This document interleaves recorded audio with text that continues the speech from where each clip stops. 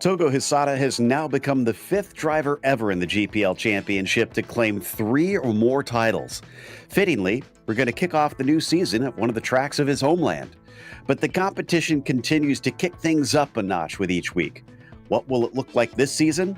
We'll find out soon as we get ready to watch round 1 of the Lotus 49 Grand Prix Legends Series. And you'll see it all live here on the Global Sim Racing channel. Hi, I'm Joe Peak, and with me in the booth is Roush Racing driver Joey Atterbury. Behind the scenes is our director Daniel Costello, and he's using cameras provided by Dougie Beard. Okayama has been a part of iRacing for more than a decade now, but it's recently gotten a refresh and a new coat of paint. Let's check it out, the new and improved version.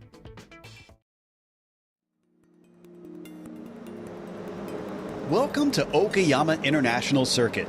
Located an hour's drive northeast of its titular city, it sits nestled among the green, lush hills in southern Japan. Built in 1990, it's most well known for the 2 visits Formula One made in 94 and 95. But since then, national and international touring car series have come to race here as well. Otherwise, the 2 available layouts are mostly used for club racing and amateur track days. The full course is just under 4 kilometers with 11 turns, and the short version is a measly 2 kilometers with 7 turns. It does this by cutting out the portion between Williams and Revolver. While hairpins abound throughout the lap, overtakes tend to be surprisingly hard. The first corner, Atwood Curve, and Hairpin are the main spots where drivers can attempt a traditional pass. Hairpin makes for unique battles though. The unusually steep banking for a road course, plus the switch back into Revolver, means that holding it around the outside can reward a brave driver. However, while it is a more modern facility, runoff in some places is shockingly small, and it can be easy to damage your car. This section in particular around Revolver, Piper, and Redmond gets slightly claustrophobic. The pit entry requires some practice since you must use the inside lane of Mike Knight, otherwise you'll get a penalty. While it might not see as much use in the real world, here on iRacing, this track is part of the base content, and so new road racers will find themselves here frequently. With it being suitable for a wide range of styles of cars, it's sure to excite many of the competitors who tackle it.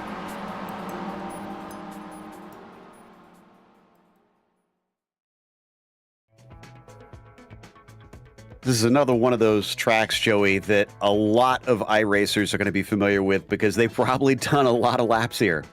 It is free content, 11 turns, 2.31 miles in length. That is Okayama International Circuit. And something to know about this place, it is relatively small, it's relatively slower speed, and it's an incredibly technical racetrack. So that means you have to mind your P's and Q's out there and hit every single marker that you can. Turn 1, a great passing opportunity, and then the next best passing opportunity, probably the hairpin all the way there at the top of the screen. The first half of the track, the first sector, much faster flowing S section. Then you go down that back straightaway, and after the hairpin, a totally different back half of the racetrack. Very, very slow through all of these turns. Second gear, you accelerate up to third gear in those little mini short shoots, but otherwise, you really got to tiptoe this car around, especially the last corner. I have a feeling we're going to be watching the drivers really be gentle on that throttle pedal today. Oh, yeah. This is a very powerful car, and through that last section without the downforce, it's going to be tricky.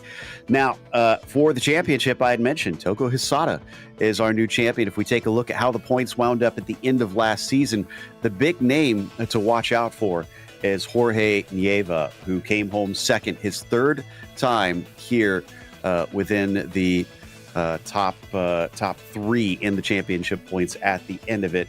Andreas Valenteus was definitely up there a lot, but he did not attend enough to wind up being close enough to try and take the championship away. Tixier has been the driver that has been sharing, I believe it's the last 5 championships with Togo Hisada. Those 2 have been just absolutely racking them up lately. So we'll probably be watching out for those 2 on track here today, but why don't we take a look at the F2 championship as well? Last season, it was a story of all Kevin Verbruggen out there leading the way. Check that out, 51 points ahead of the next closest competitor, Jan Steven. Rolly Wallbank also in there, and in this F2 Drivers' Championship, it is all about progressing your skill getting in these regular weeks, becoming familiar with all of the drivers, and eventually graduating into the F1 driver standings. I see so many familiar names. Rowley, Jonathan Jordan, Kurt Clapper, Tobias Harnvey, Arnold Cook, Don Peak, Jem Matson, Andres Bruno. All of these drivers are drivers that show up every single week and are trying to improve their skill. I can't wait to see what this season brings. Well, as for the Nations Cup, that one went to Spain in the end. Between them and Japan, certainly was a hard-fought battle all the way down to the finish. Look at how close it was at the end of it all. The UK needs to try and beat either of them soon. It's been a minute since we've seen them up at the top, but they still hold the record for the most Nations Cup in this championship ever since they've started it here on the broadcast. But Singapore has, I think, nabbed one, despite the fact that they have one driver that's had 3 championships. It's difficult for them to try to get a leg in sometimes. So that's why they wound up 4th. But let's take a look at the race details in the meantime for this first round of the season. Nothing has changed up here in the Grand Prix Legend Series, at least that I know of. Starting out a brand new season, round 1 of 12. Doing 22 laps here at Okayama today. An open setup as always. That means you can tweak and tune on that thing. If it's got too much understeer, make some adjustments. If it's got too much oversteer, well, guess what? You can help with that. Also, go join the community. Go join the Discord. They love to get everybody up to speed and share those fast setups. You don't have a spare car, so if you get any damage, you're going to have to live with it out there. A drive-through penalty at 17x, disqualification at 25, and here at Okayama, plenty of places to run off the track, but as we talk about it every single week with these 49s, you just can't pick up that damage. They are fragile. Well, drivers are on track, and Hisada just took the pole away, actually, up at the front. Seb Tixier, his second lap only good enough for 3rd, and we've got a name that I do not recognize, Iztok Vreko, right now on the front row with Toga Hisada. So we were kind of asking before we came live, Joey, is there anybody that can take the fight to Seb and Togo? And there we go. It's looking like we might have a contender. Yeah, and I think the name sounds somewhat familiar to me. I think he's been around maybe once or twice in the past, but you're right. This is a name that is not showing up every single week, and here he is on the front row. That means it's time for our starting grid, and it looks like Hisada on the pole over Vreko here today to kick things off. Seb Tixier going to be starting from 3rd. Nikola Kaki, he's going to be here in 4th. He's often quite quick, could steal some wins. Laus Stolson, good enough for 5th in qualifying. Jorge Nieva, maybe a little farther down than usual, starting from 6th. Mick Claridge is back, but only P7, despite him still being the man with the most wins in this series, as Leo Sequeiro will start in 8th. Kevin Verbruggen, how about that? Starting 9th today from F2, and Bill Tyler in 10th. Then in 11th, we've got Pablo Rodriguez Joglar, and then Richard Watson in 12th, John Olsen in 13th, Xavier Sanchez. Keep an eye on both John Olsen and Xavier Sanchez. Those are 2 fast guys in the middle of the pack. Maximilian Sennemuller in 15th, David Rossi 16th, Bob Woodhouse in 17th, Marco Antonio Lopez Salgado 18th, and then Daniel Perez Hoya and Pedro Temeladri in 20th. Ricardo Ruiz starts 21st, followed by Gary Ho in 22nd. Cam Porter going to start today from P23. Then it's Robert Plumley in the 24 spot. Ruben Ruiz, he'll begin in the quarter century mark as Axel Villar will be in at 26. Bram Dubois, 27th. And then Doug Clow rounds out our 28 car field. A split today. Not often we get these here in the Lotus 49 Grand Prix Legends series, but they had a lot of people show up today. 28 cars, even with that split. 69 Fahrenheit here early in the morning at about 8:20 in the AM here in virtual Japan. So let's see how they get these tires up to temperature in these cool conditions as the lights now come up. The engines will start to rev to start a new season of the Grand Prix Legends, and the green flag is out. Coming down to the first corner, Vreko does get a good start, but it looks like it's a little better on the second phase for Hisada. Little dive to the inside as Tixier is under attack from Kaki, and he's going to be able to take 3rd. Yeah, Kaki slides up. And then we're going to get that counter from Tixier all the way up inside. Almost contact there for 3rd place with Kaki, but they slide back into line, and now single file for the most part, heading to the first hairpin. Nieva's watching all that battling, hoping maybe he can get a leg in, but nothing doing at this stage. So far, so good. Haven't seen any accidents as they're already heading up through Atwood and the ever-crucial exit onto this long backstretch. This is the highest speed section of the track. Accelerate all the way up, and then the brake zone is actually slightly downhill into this hairpin, which is one of the slowest points on the track. Tixier back into third, manages to get by Cocky once again. It has been back and forth up there. Also a close fight back here with Mick Claridge and Laust Olsen on the attack, two veterans of this series. You see Jorge Nieva right there in that blue and orange car, and that's the #1 car of Mick Claridge sliding up the inside of Laust Olsen there. So lots of familiar names occupying the top 10. Ooh, great defense from Laust, despite it looking like Mick was almost fully past him. It switches back to a right-hander up through Hobbs, and so Laust moves back into sixth. They come onto the main straight. Your top three are still Hisada, Vreco, Tixier, so no change from the grid, but definitely a bit of swapping around in the meantime.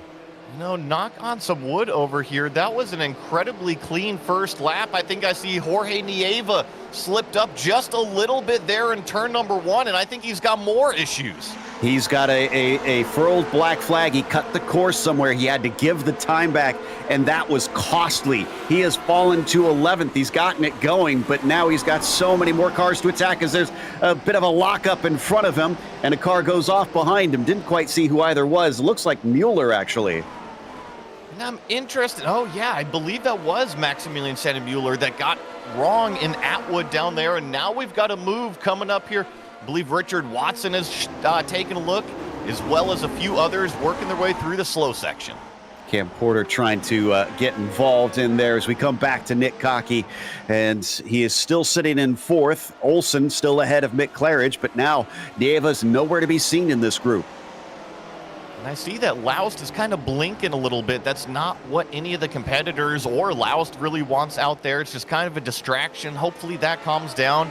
I know that Mick Claridge wants to get around that yellow car if it continues.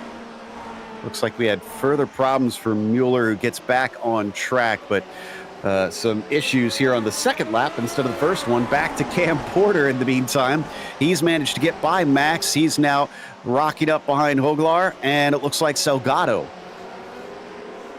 All of these cars exiting that final turn back there, arguing over what is 20th place. You see Cam using that H pattern shifter, already on the brakes, grabbing those heel-toe downshifts, just trying to keep it nice and tidy. I mentioned Okayama is a technical circuit. The less mistakes you make, the better off you are. Well, right now, he's got a buffet of cars in front of him, try and make some overtakes. What about our current reigning F2 champion for Bruggen? He's in 14th, so he's lost 5 spots from where he began this race, and he's trying to threaten on Woodhouse. He's got him in front of him. This is a popular place to pass down into the hairpin. Can he do it? No, just a little too far back. And, you know, talking about Verbruggen here, yes, he has lost a few spots, but I'm looking through the iRating here. Everybody behind him, still a higher iRating. Pretty much everybody in front of him, a higher iRating. So I think in terms of that F2 championship, it's looking okay. The thing that shocks me is Xavier Sanchez is just in front of him. He's all the way down in 12th, and he qualified, I think, 10th position. So, yeah, not typical of him to be this far back, because usually he's fighting for wins these days. Well, I mean, not just Xavier, but right in front of Xavier is John Olsen, and then right in front of John Olsen is Jorge Nieva that had that problem on lap 1. So right here, we've got 3 drivers that are pretty stacked in terms of talent right in the middle of the field. Riding on board with Tixier, he's still close behind our second place driver, Vreco, newcomer, here in to try and disrupt the order of things. Let's take a look at some of the action that's been happening in a second, because a pass attempt for P2 caught him napping. I didn't see that one coming, and neither did his talk. Tixier is one of the most aggressive drivers on that brake pedal. He's showed us week in and week out. He does it all the time, and right there, another classic move. Now we can finally get an opportunity to check out what happened. Bram Dubois Looks like coming through the first couple corners, this is Williams, the left-hander. Whoa! And a massive coming together. The 27 gets sent flying into the gravel. It was just, I think that was about 4 cars going for one place on the racetrack out there, and unfortunately a couple of them picked up some damage. But this is the fight. This is live pictures. Togo Hisada leads, Seb Tixier, Breco in third, Cocky in fourth, Laust Olsen fifth, and Mick Claridge is the 6th car on that caboose of the train. Oh, and one of them coming in, Laust Olsen, is heading to the pits. Now, I don't see a black and orange flag next to him. I wonder if he forgot fuel. So Gatto, in the meantime, coming through Williams, also finds himself off in the kitty litter. Now, when Joe says, I wonder if he forgot fuel, this is an open setup series, so a lot of these drivers, they take all the fuel out for qualifying. I've been there so many times, I forget to put it back in for the race. It's one of those embarrassing mistakes that can so easily be made. And, yeah, he's sitting there a while, so I'm guessing that this is fuel that he's having to put into the car, because I don't remember him having any sort of contact out there that would have forced him in. Meanwhile, Nieva already trying to push his way back forward. He gets one from Laust Olsen having to pit in. That'll bump him up to 9th.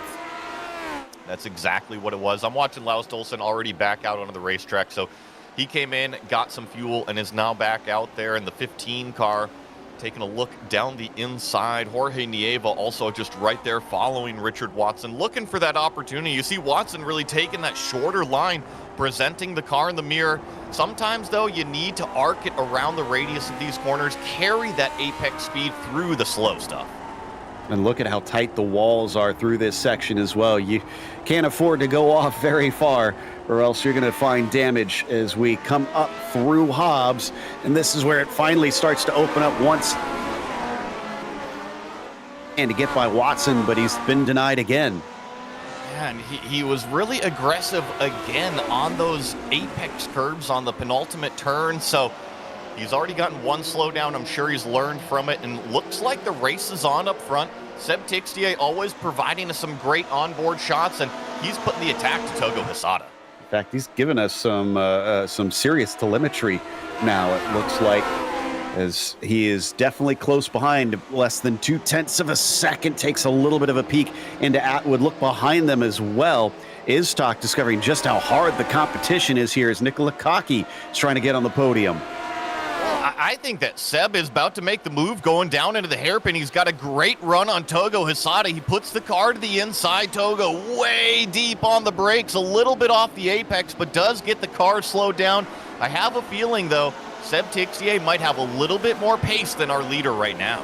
I wondered if that's why we saw him try to make that aggressive pass on the 11 car earlier, that he thought, I can't afford to let Togo get away. He needs to be on the attack early to try and make sure he can get this position. This place, despite having so many hairpins, is always surprisingly hard to overtake at. It's because you never really get the run to get the draft behind somebody. You really have to kind of count on the mistake. That's what technical racetracks do. You just have to hit your marks every single corner, and as long as you do hit your marks every single corner, it makes it difficult to get past you. On board with Togo. Not quite his home track. I believe Suzuka is one of the closest to him from what I remember him telling us. But still, as I said, this is one of the ones that iRacing has from his homeland. So this is going to be important for him, no doubt, to try and come home with a victory, not just because it's the opening round. Tixier all over the back of Hisada now through Atwood and trying to get the launch onto the back straightaway here. Let's see if he gets another good run. There we go. This is where we saw a big attempt from Seb as they come down into that hard braking, and behind them also a pass attempt from Kaki. Can't quite get in there. In fact, I think there was a bit of contact between them. That's going to allow Mick Claridge to catch up. We got a 5-car train for the lead. Seb Tixier still behind Togo Hisada for now, but it's almost looking like it's going to be how long it will be between them. Oh, Claridge in the background again on the attack as up the inside of Nikola Kaki. Can't quite manage to get through. These two have actually met in person during Mick's travels across Europe on his bike, and it was very friendly, but now it is all business out there. We're going to see if Mick can get this exit out of the last turn here. Looks like everybody actually was able to roll on that throttle nice and gently. So it is still the closest battle between first and second, Hisada and Tixier.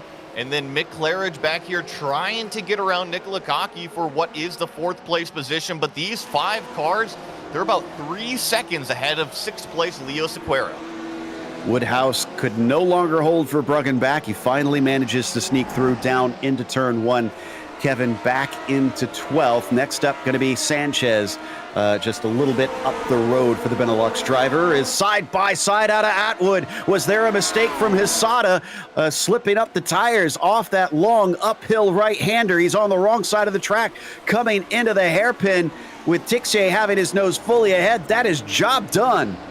And I can report, Joe, that it was just Tixier putting the car, sliding the car up the inside of that Atwood corner down there. Togo Hisada left him room down there at Apex, and that's what compromised his exit.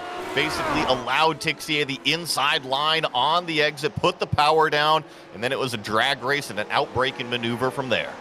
It's that corner is kind of the worst scenario for this car. It's a curved exit zone out of a slow hairpin. Trying to get that throttle down is an absolute nightmare. And even Togo is not immune to a few mistakes as we come back to Claridge once again. Kaki has gone from the attack to defense. Before he was looking at a podium. Now he's just trying to keep in the top 5.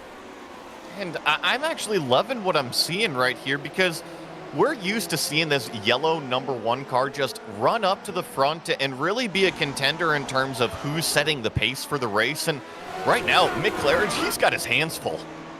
Back to Gary Ho, who's done a great job in this race. He's up 6 positions from the start. In front of him, that's Rossi, who's trying to see if he can poke his nose on the inside of Hoya. So a battle for 14th between these 3 cars, and honestly not that far back to Hoglar in the number 16 as well. If anybody makes a move up through that corner, then now this is Richard Watson and company just in front of them. Nieva is trying to get around Bill Tyler, but Watson is actually closer. He's the one who's making the move down to the inside. He's not really all the way up alongside, just kind of presenting the car, saying, hey, you know what, Bill, if you don't let Nieva by, we've got a lot of hungry cars that are trying to get by as well. I went and checked, and I'm pretty sure Watson actually was attacking Bill Tyler, went wide up at Atwood, and that allowed Nieva through. So Nieva's now going to try and see if he can get past this last one and maybe dash off to see if he can catch the top drivers. Like I said, he's kind of been the bridesmaid quite often in the championship. He usually is not as much of a winner as just a extremely consistent driver. He cannot afford bad finishes. And I think last season we saw him get up there and stand on top of the podium a couple times, and here he goes. He's got the run out of the last turn, but defensive from Bill Tyler in the middle of the racetrack, forces Nieva to go to the outside really deep on the brakes, and unfortunately, Bill is able to put that power down. Nieva's hanging tough. He's going to shove it up the inside of turn number 2 right here. Joe, it's a drag race. Oh, it's such a tough one there through the second turn of Williams. It is off camber through there, and it's weaves back and forth. You can see how tough it is to remain side by side all the way to Atwood, still on the wrong side for Jorge. And as they climb up the hill, both of them squirming on the power as they get the speed up down the backstretch. Oh, and now Nieva is once again just on the wrong side of the racetrack. So as long as Bill Tyler doesn't overshoot this brake marker, he should be able to defend the position. Nieva is a tough customer. Looks like he's going to prove me wrong. He's actually going to overtake. Now he's secured the spot. Brilliant use of the banking there down through hairpin. Nieva up into 7th. Can he run away from them before they try and re-attack? Yes, look at him already stretching a couple car lengths down that short chute. And I think that he's probably taken a sigh of relief. Remember, he got held up just based off of the slowdown early on in this race. So now he sees clean air and says, thank you so much. Also, those who are wondering what happened to Sanchez in this group, he got a slowdown penalty as well in the same fashion, so he's dropped to the back of this train. And Nieva now has to set off after Sequeira, needs about 4.5 seconds as more drivers are getting in on it. John Olsen versus Kevin Verbruggen. This is for 10th. A lot of stuff going on right here in the middle of the pack. This is a huge train, and Actually, now we're going to jump back up. This is McClarridge still attacking Nicola Cocky out of Atwood, and he's actually got an extremely good run. He's going to use the draft. He's going to be all over him by the brake zone going into the hairpin. However, Nicola Cocky way deep on the brakes and excellent defense. Fantastic job there from the number 3. The Italian is making him work for it, but I almost wonder if they're messing around a little too much because it looks like they're starting to drop off of the lead pack. It's kind of an interesting deal out there, right? There's been a lot of pace up front, and I really feel once Seb Tixier got out front, he's going to throw up the deuces, and it's going to be up to Togo Hisada if he can keep up. That's a good point. So maybe that has been what's opened this up as we come back to Richard Watson once again with just a huge amount of cars all squashed together, being led by Bill Tyler still. Watson unable to get through quite yet. A little wide there for Bill Tyler coming through the penultimate turn. And as he dives down to the last one, he chops off at the apex Richard Watson, who is slow because of that. Now John Olson gets a chance. He's looking to the inside. You got to be aggressive on that brake pedal. It looks like Richard Watson is even more aggressive on the brake, so he's able to defend that. And now it's really just the back and forth between Watson and Tyler. Watson all the way to the inside there in turn number 2. He's able to keep the nose tucked in. So, hey, as long as you're able to get the car rotated, you can do that. Talked about Tixier being able to kind of run away and how that changed things. I think we got the reverse situation. Bill Tyler looks like a little bit of a cork in the bottle at this stage and causing all these drivers to be right on top of one another, but none of them seem able to do anything about it. To kind of prove your point, and oh, here comes Olsen looking down the inside, gets squeezed all the way into the grass from Richard Watson. No contact. Kind of opens the door up for Verbruggen and Sanchez a couple spots further back there. Those are the pictures we're getting now, but yeah, to talk about the lead, Joe, I just think that Tixier, the way he was able to get past Greco, the way he was able to get past Hisada, looks like he's pretty hooked up today. Yeah, that car looks like it is fast and race trim, even if he wasn't able to take the pole. Although I think I saw in the chat that he had a little bit of a hiccup on his second lap, so he wasn't able to try and improve. Is down to the inside once again. Richard Watson on the attack with Bill Tyler.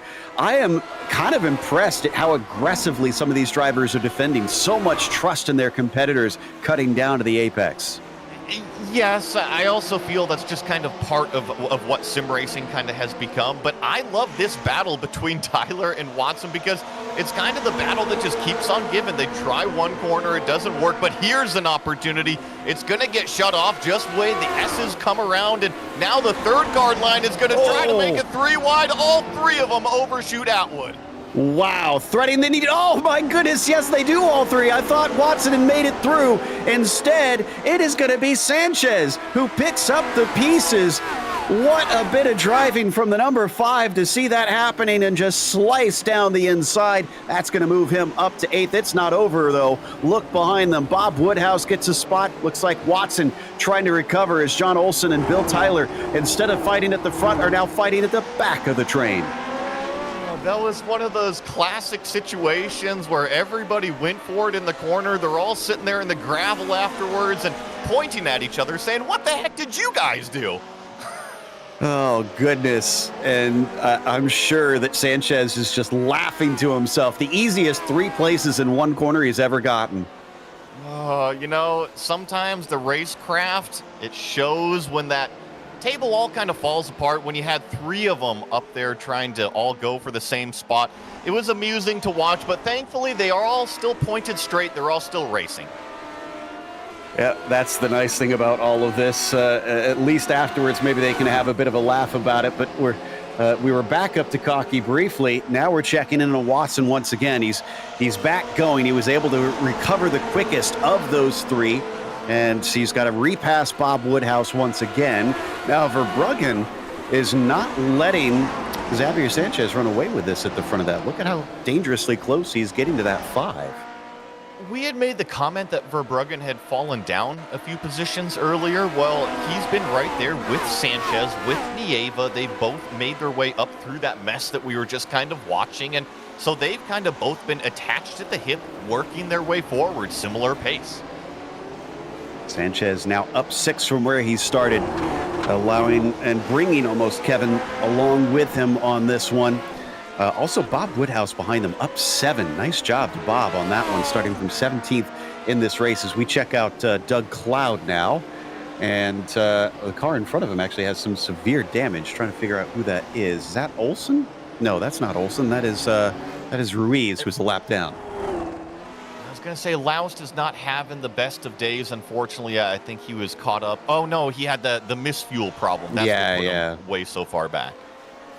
Yeah, just a clerical error, if you will, on that one. So at least he's able to get back on the track and try and race his way forward, but only up to 23rd by this stage. 8 laps to go. We're already getting towards the tail end of this one, and not a lot of drama has happened since that pass. Tixier's just been eking his way forward. It's up to about 1.5 seconds over Togo.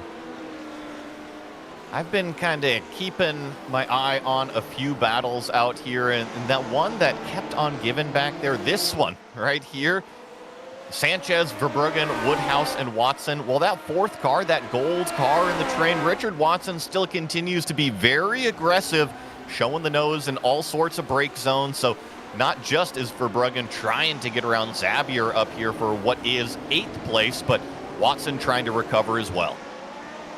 Kevin's definitely doing everything he can to try and shake Sanchez, but as I said, usually we see Zabier fighting for wins and podiums, so he's got plenty of experience, and the racecraft is showing for that number 5. Just has not allowed Kevin a leg in quite yet, but he has to be careful, because certainly a tiny little slip-up could open the door. And here's Ricardo Ruiz battling it out with Pedro in the number 21 car, so looks like Ricardo is on the inside here. A little bit of damage on that 21 on the nose there, so it looks like Ricardo Ruiz will slot into that 20th position. So Tim Laudry has to allow him through.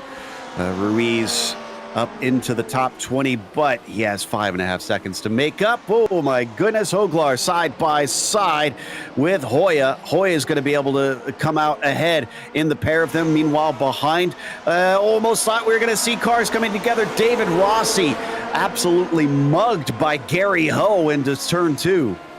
Those are some names that are showing up every single week out here. David Rossi, Gary Ho, Cam Porter, Maximilian Sennemuller, they all know how to race these things, and evidently with 7 laps to go, they've got their elbows out grabbing those positions. Been seeing so many of these situations of drivers clumped together because of the difficulty of overtaking here, but it's given us action. Deep braking there from Hoglar, who eventually gets it to slow up as we come back to Verbruggen, and this battle coming now out of Piper towards Redmond.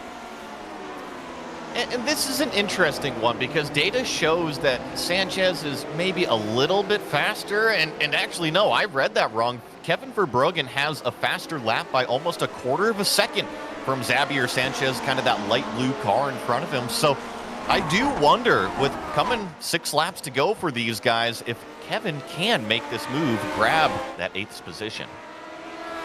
He's been making a difficult time of it for Zabier, that is for sure. And he's not close enough this time. In fact, turn 1, one of those corners that I rarely see passes into, despite it looking like it should be a place where you can overtake. Same thing with this group, with Hoya managing to stay ahead. And then Hoglar in behind. We've got a stoplight of cars with red, green, and yellow all fighting for position. Well, it's actually Hoglar is right on the gearbox and now makes contact there with Daniel Perez Hoya. There goes Hoglar into the gravel. So unfortunate. Not the first time we've seen that, and now they're 3 wide on the exit, still arguing. Oh, and he's going to tangle wheels. Muller gets into him. Are they going to take out all of them? Just about. The car that was at the very back, David Rossi, gets them all by the end of the backstretch. I mentioned if you tangle the wheels, you're in for a bad day. That was just posturing down the back straightaway. And yeah, 3 out of the 4 cars there, Joe, they made contact. Wow, so that was not the greatest of showing, but certainly comical amongst that group. And David Rossi will promote himself to 14th as we come back to Verbruggen once again, still close to the gearbox of Xavier Sanchez, and coming down to 5 laps to go now as they cross the line. This is still very much a 4-car battle. I know it's kind of 2x2 with these 4 cars, but I think one of the reasons why Verbruggen is playing so nice out there with Sanchez is because he realizes if he starts to make a move, Bob Woodhouse is going to be all over the gearbox. He's going to have to make it clean if he doesn't want to deal with company. Oglar's going to have to come into the pit. So just as we cut away, there was a mistake from Kevin, actually. The 25 just about lost it into Atwood. Kind of shockingly, that corner has been calamity corner this race. It's a bit of a deceiving corner, Joe. You've driven it so many times. You know how it kind of feeds into the uphill, so you kind of count on that compression to give you the extra grip on the car through the corner? Well, that tells the driver, I can go charging in here because it's going to save me. It's going to save my corner. Sometimes you go in a little bit too high. Yeah, that's a good point. Yeah, it always shocks me how deep I can take the braking into that turn. But this time, looks like Claridge has shaken cocky now that he's gotten by, and he's got Vreco just in front of him. He's been kind of sizing him up here. Haven't seen an attempt quite yet as we come back to Watson now versus Verbruggen. He overtakes the 25, so another mistake somewhere from Kevin. I've said that Watson, once he made that little recovery, he continued to be one of the most aggressive drivers out there on the racetrack. I wouldn't be surprised to see him go defensive here in turn number 1, especially with Verbruggen right on the back end. And yeah, once again, just kind of postures a little bit. So Watson racing the same, doesn't matter if it's lap 1 or lap 19. And Claridge already got the position. He managed to sneak through into Atwood and definitely proved everybody else wrong about how to break deep into that corner as he just sliced it up the inside. And now Iztok doesn't have a response at this stage. But I went back and checked, and yeah, Kevin Verbruggen made a mistake coming between Redmond and Hobbs, which doesn't surprise me too much, Joey, because this car, it's kind of surprising at low revs. It has sort of a jump in power on that Ford engine once you finally get them up. It's a naturally aspirated engine. It's extremely responsive, right? And then these cars, my trigger word, Joe, the tires, right? They don't make them like they do in the old days. So you just have to get used to it. And on these slow speed corners, it really is like having the egg under the throttle. You cannot crack that egg by being too aggressive on the throttle pedal. You got to roll onto it gently to prevent that wheel spin. Back with Laust Olsen, who's caught up to Salgado and Ruiz, who are fighting with each other, but now they've got a friend, and we got a 3-way battle to try and decide 18th position. Still not going to be a great finish for Laust Olsen, but he's trying to do whatever he can to make this one up. And it looks like he's ready to go. There's no place to pass through this portion. I think it's a great example of the point that you made earlier, Joe. It's just so difficult as Laust is a little bit wide in the last turn. It's so difficult to pass. Now, Laust qualified in 5th place. He is one of our front runners. That is the type of speed that yellow and blue car has. But even with that speed, the car in front maybe just a little bit slower than you, still extremely difficult to pass. So he's got to regroup and get back up to them once again. The gift that keeps on giving, Kevin Verbruggen today with Richard Watson in front of him is not going to have an opportunity into the hairpin, at least this time. Sanchez would like them to battle so that he could finally be rid of this group now that he managed to work his way up to the front of them. They're using every bit of the track there. They've got that little road for these short courses. Oh, that was Watson going a little bit slowly down through Piper. Thought maybe he'd be vulnerable, but looks like he'll cover off Kevin. And I think just kind of the MO of Watson's race here is put the car right in the middle of the track in terms of the braking zones and the turn-in, so you really kind of dissuade that competitor behind you from really making an overly aggressive move down the inside. I think it's a great way to defense, but actually, Kevin Verbruggen closer than he's ever been on the front straightaway here, so he might actually make a move looking into turn 1 as Seb Tixier is on the back straightaway with 1.5 laps to go. Still holds him back. Yep, Watson just using those elementary principles to try and hold him back, hitting his marks each and every time. As Seb Tixier, coming down through hairpin and into revolver, has gapped it up to now about 1.7 seconds. Definitely not a massive gap, but it's been just a slow and steady chipping away. I think the thing to take away from this race up front is probably from Togo Hisada. Once Seb Tixier got out front, I knew that he was the fastest car because, Miss Cleo told me. She's always right. But Togo Hisada, he made the adjustments like he always does. He did not allow Seb Tixier to just run away. Yes, it is about 1.5 seconds, but look at the fast lap. Less than a tenth between. Togo Hisada adapts so nicely. 1 lap to go now, crossing the start-finish line and into turn 1. Seb Tixier, yes, it says Club Asia, but he hails from Singapore, originally from France. A very international man, but there's no mystery with him. We know he's fast every week. All he's got to do is put it together for another 3/4 of a lap around Okayama. He has been so smooth. This was the corner that he made all of those overtakes in, just sliding it up the inside, using that front end, and now all he's got is the back straightaway and a few tight turns left. Do love all the beautiful visuals that iRacing has updated with this track that's on board. Really shows us how gorgeous this is up in the hills and the mountains. It's the one thing that I often see and hear about this track is that it's way out there, kind of in the boonies, up into the hills getting to it. But it certainly makes for spectacular visuals as Seb now just has a handful of corners to go. Just got to be really gentle with all of the inputs, steering, brake, and throttle. You just have these last few turns. Don't beat yourself out there when you are so close to that finish line.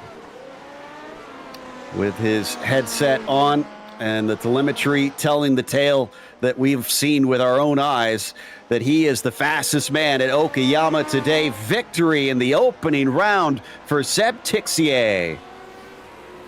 Togo Hisada crosses the line in second place. Mick Claridge will stand on the podium with them the last step there in third. Great fight there from Mick. 4 cars passed to get to that spot. Vreco, I think, got a rude awakening going from the front row down to 4th today as Nieva still fighting hard and going a little bit wide. That's actually Sequeiro. Nope.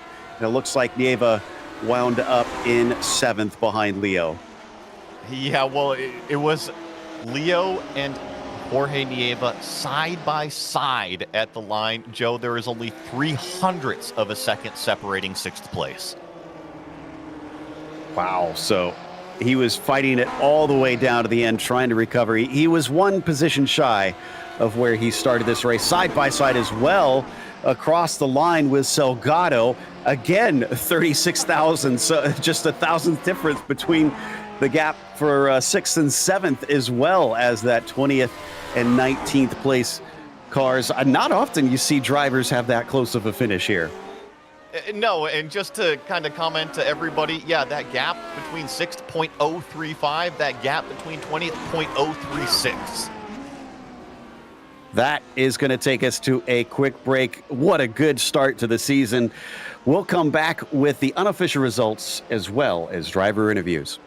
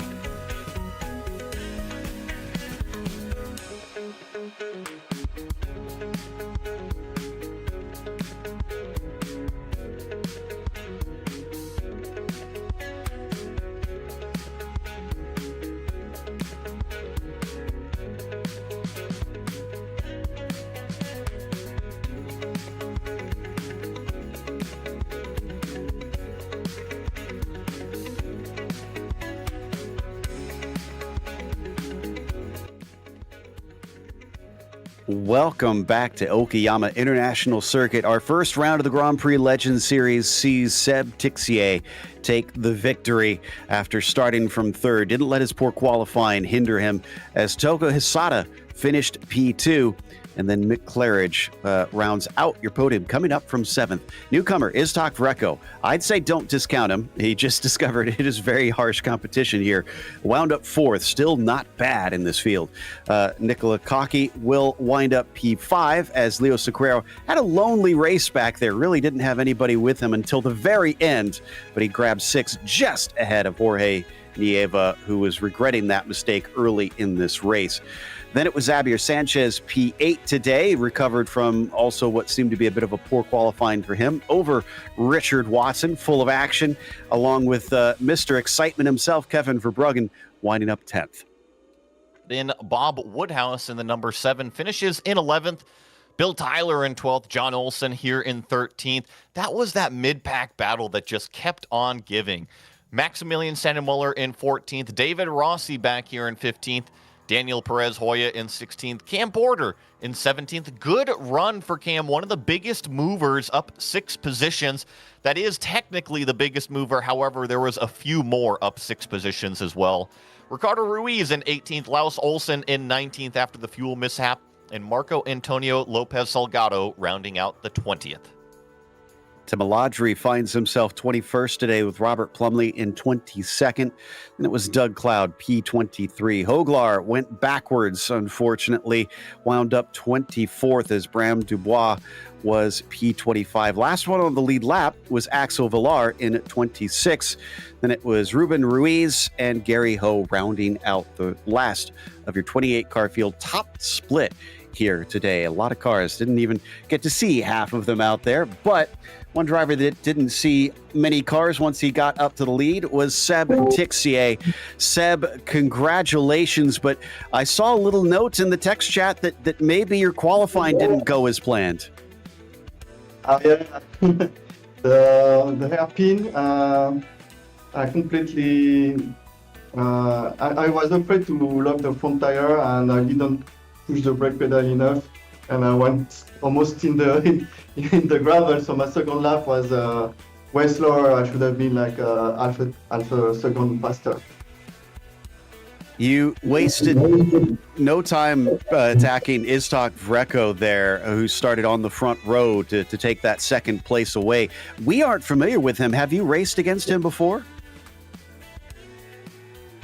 No, but I saw some chat on the Discord, and I knew he was quite fast. So, first of all, apologizing to him. My pass was not actually a pass. It's just that I braked as usual, and he was braking sooner, and I had to pass, or I was going to hunt him. So it was a bit sketchy, but kudos to him to be aware and let me space. Yeah, I'm glad it turned out okay. You've kicked things off with a win then, so clearly back on it. Are you guys ever going to let anybody else have an in on the championship? Because we realized it's been you and Togo taking the title for like the last 5 seasons. Well, yeah, this season is going to be only me and Togo. There's another guy, but he's a biker. I don't think he's doing sim racing. I think it's called Michel with a yellow car, but I think he's fast, but not sure. We'll let Mick know you said that. But again, congratulations on the win. Impressive charge forward, sir. Thank you. Kryptonite doesn't work. All right, that was Seb Tixier winning, who was ahead of Togo Hisada. Joey has caught up with second place. Togo Hisada, a good start to a new season. Second place, are you happy? Yeah, I'm happy. Knowing the Seb is so fast. Because before we have a same practice session in the midweek, and he's very fast. His time is on the 27 seconds. So knowing he's fast, and fortunately he mistaken the qualifying. So a little bit. I paying for the for the mistake of park racing, but he's simply untouchable. So but the second finish is good for me. Yeah. I have to ask you, when he got around you, it seemed like you picked up your pace afterwards. Did you learn anything? Maybe pick something up from following him around today? Yeah, just simply I tried as much, as doing my best. Actually, I did my own fastest lap of this whole week in the actual race today. But even I try as fast as I can, but he's half tenth faster of the lap. So alien. He was extremely fast today, you're right. But this is the start to a brand new season here. Kind of what is your goal? Is your goal to go out there and win the championship again? Kind of what's on your plate right now? Yeah, of course I was, planning, I hope to take the championship again, but Sebastian is very, very fast today, and he's it should be a very, very tight battle for the championship with Seb, his dog, Mick, and very, very fast driver. It's appeared for the first race, so I'm looking forward to it. Yeah. Well, Togo, I love watching you out there. I know that all of the viewers do as well. So thank you for coming out and here and racing with us. Thank you. That was Togo Hisada finishing second in the number 4 car today. Which is going to take us to third place finisher. We are here with Michel Claridge. It was put by Seb Tixier. Mick, you had to fight at least one newcomer out there, but some very familiar faces. But you look like you were fierce and ready to go. I was ready to go until I started qualifying, and then it all went wrong. But I don't know where I started. 7th, I think, was somewhere like that. But yeah, I think a couple of guys went wide in turn 1. I think Jorge was one of them. I can't remember now. But yeah, that gave us a couple of spots. That gave me and Nick a couple of spots, and then Nick felt the pressure. That's all I'm going to say about that. That's a bit of a running joke between me and him. And so I got Nick. Sorry about the hit, Nick, by the way. And then the pass on, I'm not sure how to say his name, is Tok, I don't know which way around it is. I wasn't actually going for a pass there. I hit the brakes, and I think I may have been a bit late, and I think he was a bit early. And Jesus, did I have to swerve out the way just to make sure I weren't going to just plough straight into him. And it turned into a really good overtake. So yeah, win-win. I saw that, and yeah, it was an aggressive move down to the inside that worked out in the end. I was talking to Tixier about how he and Togo have taken most of the championships. From what I understand, you plan to be back more often now. Are you going to kind of show them what's what now? Well, I don't know about that, mate. These guys are quick, mate. The series has changed from years ago, Joe. From way back when me and you used to see these races back in the day, mate. It's all changed. There's a lot of quick guys out there. Togo and Seb's been untouchable all week. Togo came from nowhere, so I don't even know what his pace was going to be like today. But yeah, Seb, we've been watching Seb all week, and he's just been untouchable for me. In my, the thing that I take away from it, this is probably the worst track for me on the whole series, on the whole, service. So to get a third, I'm quite happy with that.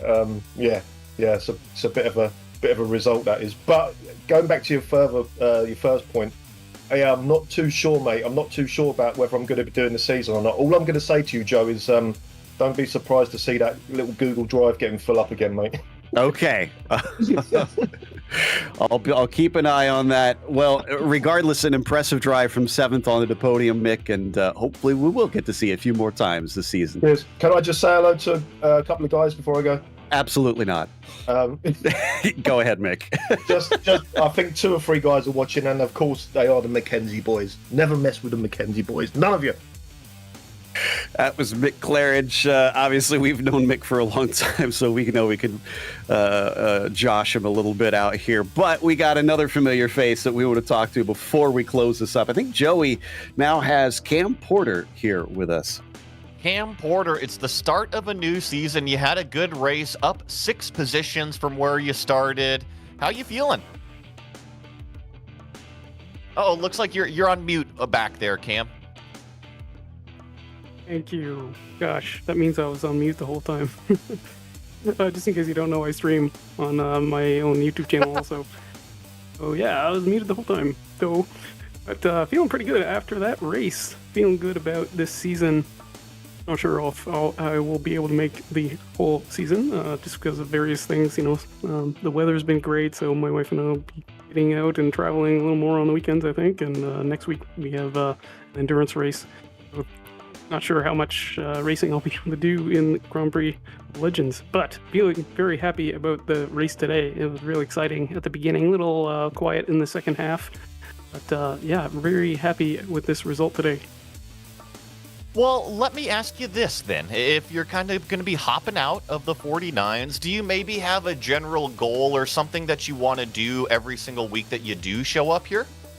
Yeah, I feel like, you know, I keep telling myself, you know, I'm just going to have a safe race and, you know, that kind of thing. And, you know, I end up trying too hard, of course, and embarrassing myself. But I feel like this season, I really want to, like, really try to stay more consistent, avoid wrecking myself out of races. I feel like I did that today. I just feel like I had a really consistent, safe run today. Hopefully I can duplicate that race in later races this season. Well, Cam, I think you started out today on a very good foot. Brand new season out there. So good luck in all the races that you're participating with us here this season. Thanks, Joey. We'll see you later. That was Cam Porter finishing 17th in that number 23 car. That will wrap us up. And of course, we want to give a big thank you to the Lotus 49 community for bringing us back for another season of coverage. And a thanks to the team today, Daniel, Joey, and Dougie. Make sure to check out our social media, our website, and our merchandise store. And don't forget to subscribe to our YouTube channel so you don't miss a moment.